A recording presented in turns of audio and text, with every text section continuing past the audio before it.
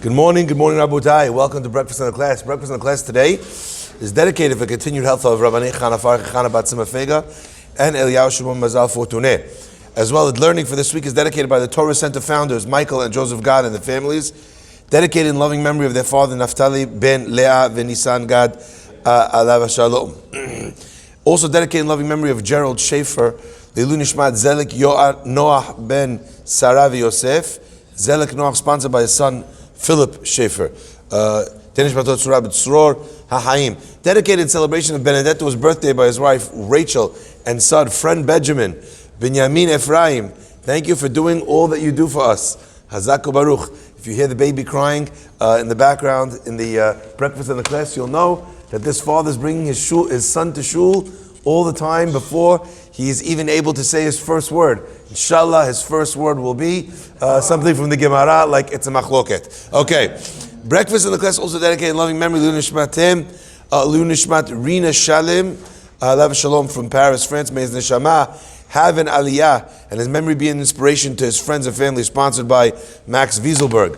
Also dedicated Lunishmat Aaron Yaakov ben Shmuel, Avi Mori Aharon Yaakov ben Shmuel, sponsored by his son, Shimshon Deutscher.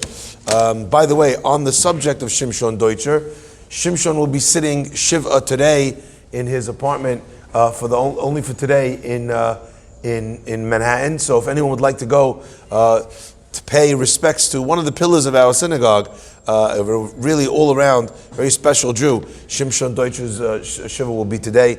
We wish the entire family only nechama, only good things, Be'ezrat Hashem, from here on out. Long life, health and happiness. Finally, the week of Kobe was sponsored by David E. Ash in honor of you and your unwavering commitment doing good for the state of Israel and for others around you during these challenging times today and every day. David would like me to remind you that you can find all sorts of amazing Chazak and Safra merch at capacityforgood.com, where everything that you buy goes to support our holy endeavors here in the Bet Knesset. Let us begin. My friends, in Parashat Vaera, we read all about the makot that come to from Moshe to the Egyptians. And what is interesting to notice is that really the entire process of the makot is completely unnecessary. Now that sounds crazy, but technically there isn't really a purpose in 9 of the makot. All God needs to do is one of them. And he can get the Jewish people out of Egypt with one of the makot. So if it wasn't necessary, why does God go through the process of one makkah after the next, after the next, after the next, if they're not necessary? And what do I mean when I say they're not necessary? I'll give you an example. In the makkah of Choshech, we're going to have next week, one of the things that we read about is the fact that after the first 3 days, Vayamish Choshech, darkness came that had mamashut. It was a thick darkness. They were unable to even move. So whatever position they were in, they were stuck in that position for 3 days. Not only that, says the pasuk, Ulbnei Chobnei Yisrael, there was or b'chol moshotam, there was light in all of their dwelling places. What does that mean to say? It means that the Egyptians are in the dark and stuck, and the Jews can see wherever they're going and they can move about. That would seem to me to be a perfect time for the Jews to leave Egypt. They can't move, they can't chase them, they can't see them. The Jewish people kind of have all the advantages at that point. All they need to do is get up and leave.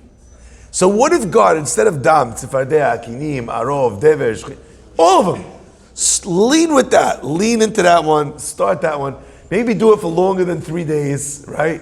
Give them time, a head start to get a long way into the desert. Right? We struggle to understand what was the purpose of the makot. Now, I want to share a famous line that is really the jumping off point of our class for today. And that is, so it turns out that to get the Jewish people to release, or to get the Jews out of Egypt, God only needed to do one thing. But the purpose of the makot was not to take the Jews out of Egypt. The purpose of the makot was to take Egypt out of the Jews. And that idea was not possible. with one exit strategy. And I'll share with you that I think that this is really true as well where we are right now. We are living in a certain sense with a pipe dream in Israel. That if we defeat Hamas, we're going to walk away, and then all of a sudden our next door neighbors are not going to be families, the families of terrorists, families that now lost someone in the war, so now they're going to become terrorists. We have this imagination that all of a sudden our next door neighbors are going to be Canadians, right? And you know what? And it's going to be like top of the morning to you, I know that that's not Canada, but I'm just giving an example of quite a jolly way of saying, good morning. And that's what it's going to be like. The morning after the last Hamas member is killed, now that's what the Gaza is going to be like. That's a pipe dream. The process of normalizing something, of moving from a warlike state to a peace-like state, is not something that happens that briefly. There's an entire tahalich, a process that needs to be gone through in order to shift someone from one space in their mind to another. And that, my friends, is a very difficult and long and drawn out process. And I think that on some level, this is something that HaKadosh Baruch Hu was communicating to the Jewish people.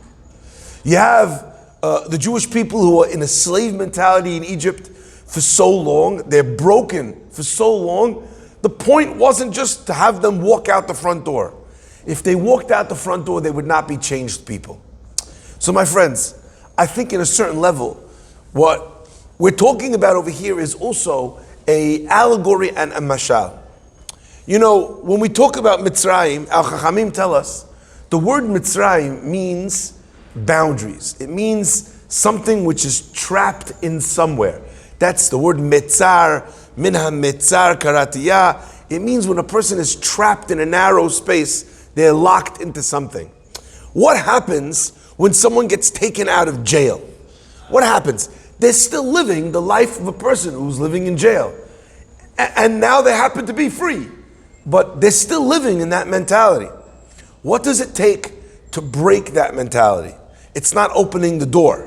So HaKadosh Baruch Hu understood that the process would need to be one where they would see the punishment of their captors, where they would see and start to feel a certain sense of confidence. Imagine someone gets beat up on the streets of New York City with a baseball bat for being Jewish. You could see that the guy's not going to feel safe walking outside. But what if he starts seeing police officers arresting people for anti-Semitic attacks? What if he starts seeing the ADL on the streets of the city, who beating up some guy who's trying to beat up a Jew? Eventually, all of those things build confidence in the person that they'll be able to walk the streets of the city and not get attacked. But my friends, when does the Jewish people finally believe? It takes us all the way until Kiryat Yamsuf. The pasuk says, "Vayar Yisrael et Misraim, met asifat hayam." When the Jewish nation, these slaves, these people who had been tortured, they saw et Mitzrayim, met asifat hayam. The Midrash tells us that every Jew was able to see the specific person that captured him, his captor, the person that beat him, that tortured him, that terrorized him. When they saw that person dead, that was closure. And at that point, Vayamin and the Amen Israel, they finally had faith in God and in Moshe, his servant. So I think that process, the process of Nisim, of Makot, as we said earlier, was less about getting the Jews out of Egypt and more about rehabilitating their mental state. My friends, according to that, I want to draw this mashal to every person's life. There's not a person on this earth who doesn't experience trauma, who doesn't experience difficult times. Many times, when someone experiences trauma, the people around them, they get impatient. And they look at this person and they say, "Why are you being like that?" The Person's like, well, I had this very difficult experience. They're like, yeah, but you're not in that experience. Yeah, but that's over. Yeah, but I took that away. That doesn't mean that the person suddenly feels safe. So I think that part of this idea is coming to a recognition and finding elements in a person's self or in people that you're trying to help, which are unhealed traumas. What does an unhealed trauma look like?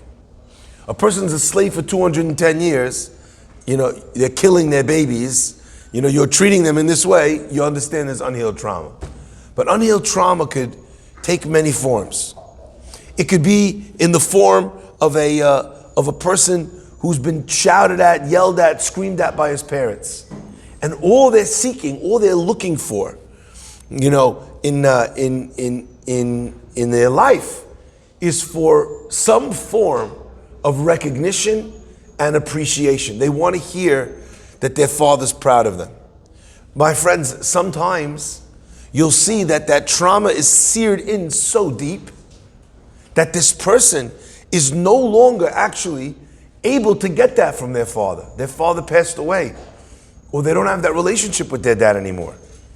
But they'll come to you as a rabbi, or they'll come to you as an older person in the synagogue, someone that they see as an authority figure. And they'll show you, Rabbi, look, I'm putting on the tefillin like this. I'm doing it. I'm putting on my tzitzit. I'm doing the mitzvah. Rabbi, I'm doing it right? I'm doing it good. And you don't often realize, but many times, what that person is asking you for, they don't see you. At least not on a psychological level. They see their father.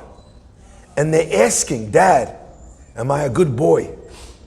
What a powerful recognition to realize that there's a hole in this person's heart that you're capable of filling by giving the person a compliment, by telling them what an amazing job they're doing. Recognizing that there's so many times that someone is coming to us and really the problem that they have is not the problem that they have. HaKadosh Baruch Hu understands that the Jewish people don't only need to leave Mitzrayim. For that he could do one miracle. Just freeze the Egyptians in their place and all the Jews could walk out. But that their problem is not really their problem. Your wife comes to you with an issue. Really her issue might not be the issue that she has at all. And that's a startling thing to come to grips with. She's coming to you to ask you for something, and as a man, what do? You shift into fix-it mode, right? Bob the Builder, and you built it. But that's not what she wanted, and it's not what she needed. And she may not even be aware of the fact that she's asking you for time with you. She knows this means you're now going to be stuck fixing this job, so she could be there, standing there, getting you the tools that you asked for or doing the, right? But it means that she was craving one-on-one time with you. So either she created or she found something that will allow her to get that time with you. Recognize, like God did, that the problem is not always the problem. I read something the other day that really, it made a very big impact on me, and I shared it with some of you. And it's been in my mind for the last few days. There's a man, he sees an apartment in Israel. It's a beautiful apartment. He comes down to the apartment. There's this elderly woman there, and she takes a view of the apartment, and everything is beautiful, and it's like a dream for him to move. Anyway, he asks the woman, what's the price? And the woman says this exorbitant amount, way, way, way more than he's capable of giving. He says, okay, the apartment was perfect, but it's out of my range. All right, thank you so much. You have a beautiful apartment. He leaves. The guy happens to be passing by in the same neighborhood almost a year later. He sees a sign. The sign says, for sale. He goes into the apartment. He says, ma'am, do you remember me? I was here about a year ago. I looked at the apartment. It was a little too expensive for me. He says, how much is the apartment? I'm sure that you must have lowered the price by now. It's been on the market for a year. Right? Some of the real estate agents in this room are like, nope. Right? Right? You must have lowered the apartment. Right? And the woman says, nope, same price. exorbitant amount, way over the market value. And he says, can I ask you a question? Again, it's out of my range, but it's been on the market for a year. You're obviously not going to sell it. You probably have many people that you show the apartment to.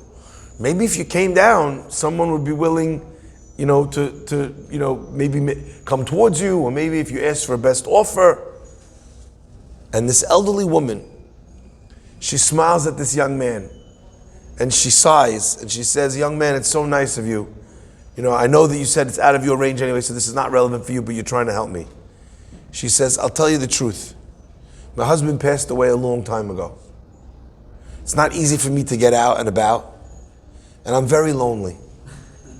So I put up a for sale sign outside my house, and now lots and lots of people come, they visit my apartment, I make them a cup of coffee. I have no interest in selling the apartment. I need some friends. I need someone to check in on me. I'm craving human interaction. I'm old already, I can't walk, I can't go up and down the stairs. Look, people come to me."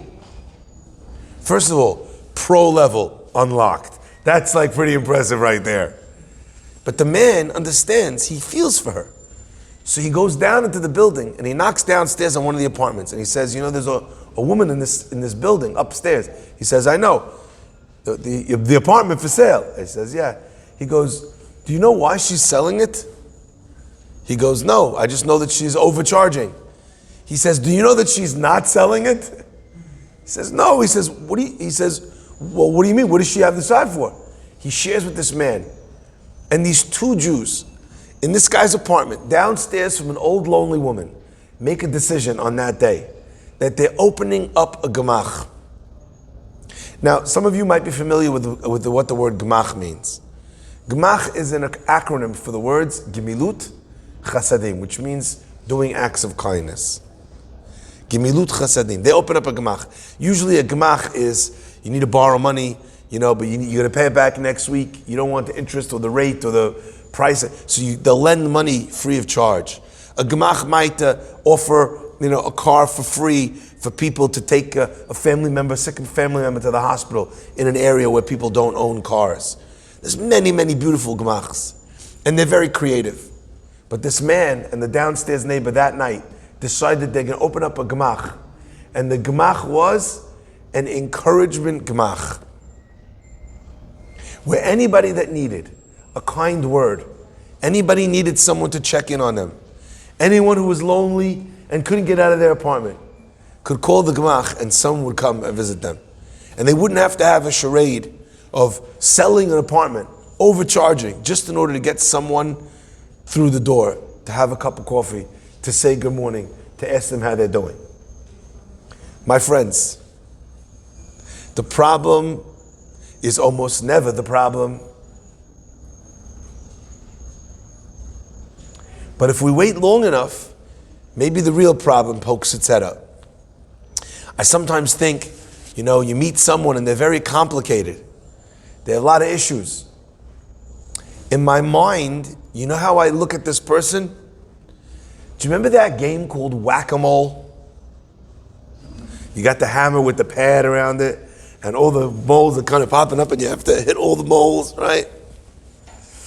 People look at this guy or this woman and they think, wow, this person is so complicated. They have this problem and this problem and this problem and this problem and this problem. They don't have so many problems. They have 1, 2, maybe 3 underlying problems that all of these other things stem from. The Jewish people by that time were so strong as a nation. There were so many of them. They could have marched out of Egypt had they decided in a bloody exit and walked out of the place. But they weren't built that way anymore in their minds, in their heart. They didn't have that confidence anymore. They were beaten down. What was the problem of the Jewish people being stuck in Egypt? Not that they were slaves and the Egyptians were their masters. God didn't need to get a document signed in court where the Egyptians were allowing the Jews to leave. But the Jews needed to be got to a point where they were confident enough to be able to walk out. And that's what HaKadosh Baruch Hu was doing with these miracles. I give everyone a beracha that Hashem should do miracles with us to be able to get us to fix our underlying problems, because we all have them. We all have them. It's part of being a human being. A problem might be a lack of confidence. A problem might be a trauma issue with trust in our past. A problem issue might be the experience that we feel so inferior that we need to spend money we don't have on things we don't need to impress people we don't like. Right? That's a trauma. You don't have this money. If you didn't spend it on this stupidity, you'd have enough money for everything else and you wouldn't be worrying every month. But you need to. Why do you need to? That's a leftover trauma from when you were young, from when you didn't have the cool sneakers and everybody else did. So that's now manifesting in the car that you can't afford, on the vacation you can't afford. My friends, what if God would heal us all? What if we, acting like God, would try and heal the people around us from the problems beneath the problems? And we didn't just try and fix a problem on its surface, which would then reveal that there were so many more problems, whack-a-moles, underneath them. But actually, you know what we did? We went around the machine, instead of getting distracted, just pulled the stupid plug out the wall. Then the moles can't come up no more. That is the question. See your spouse, see your children, see your friend, see a person you're trying to help, hear them out, cut through the garbage like a hot knife through butter, and find what the real issue is. Solve that, and you'll have achieved something magnificent. Hear that, see that, notice that, acknowledge that trauma, and then suddenly you'll notice that a different person begins to emerge. When the Jewish people finally leave, after all of the makot, they get to the Yam Suf, they see the Egyptian that haunted them, dead at their feet. They see their trauma, no longer able to chase them into the future. V'ya'amin ba'amonai, and they believed in Hashem, u'bin Moshe avdo, and in Moshe his servant. Up until now, for them that wasn't truly possible, because there was something else that was ruling over them, a trauma from their past. My friends, Hashem should bless us to be able to have that vision. Baruch Adonai Le'olam.